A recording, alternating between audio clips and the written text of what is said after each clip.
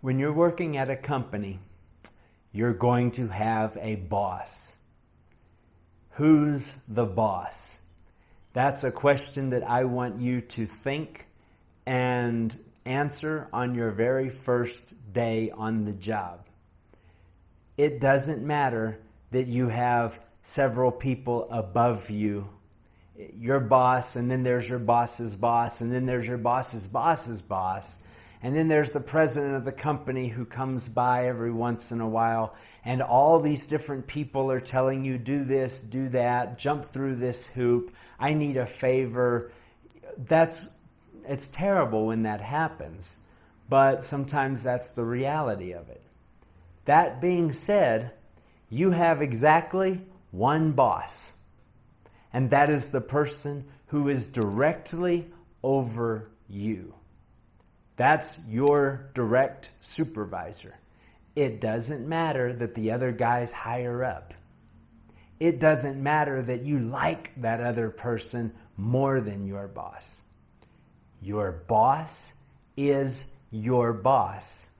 And people who forget that generally don't succeed. People who remember that generally go pretty far. All right? This is something that a lot of people today struggle with because we all think we're the CEO. We all think we're the man or woman with the plan. We all we despise authority. We despise somebody telling us what to do because we're experts. We know everything. We're highly skilled. We can't stand the boss. How many jokes are there about the boss? Memes about the boss. You know, the boss is a bad guy or a bad girl. Get that out of your head because it's a failure mentality, okay? It's something that's just going to lead you in this continual loop of get hired, get fired, get hired, get fired, get a job and stay stagnant and never go anywhere. When you go to work, whoever your boss is, you are there to make that person's life easier. You don't work for the company or the president of the company or the CEO of the company, or you work for the person who is directly over you. When somebody else, even if it's somebody above your boss, comes and says to do this, you nod your head and say, okay, that's great. I will get that done for you. And then you go straight to your boss and you say, boss, so-and-so told me to do this. Would you like me to do that? Oh, well, yeah, if they told you to do that, then you better get it done. That's fine. I'm happy to do it, but you are my boss. And I wanted to make sure that that's what you want me doing. Okay? Think about this. If you have somebody working for you, do you want them running around and doing everybody else's work for them? No. And what about when one of your bosses tells your subordinate to do something?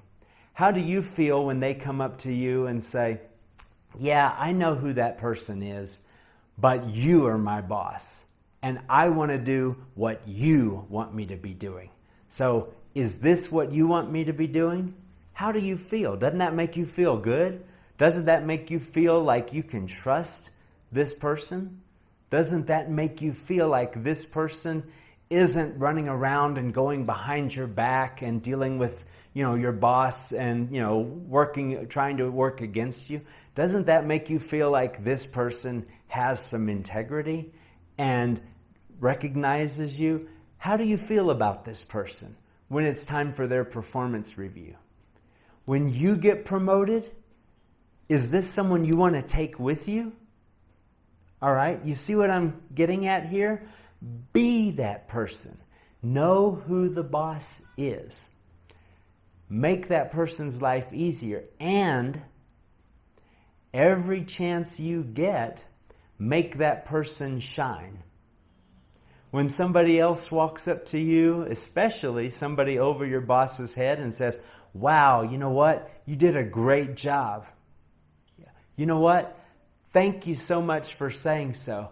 If it hadn't been for my boss, I don't think this would have come out half as well as it did.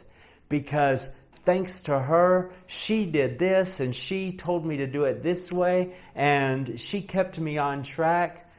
She really is a wonderful person to work for. Oh, really? Wow. Look at you. You're not sitting there patting yourself on the back saying, oh yeah, I am pretty awesome, aren't I? You are making your boss shine. Your boss, whether they deserve all the credit or not, you're giving it to them.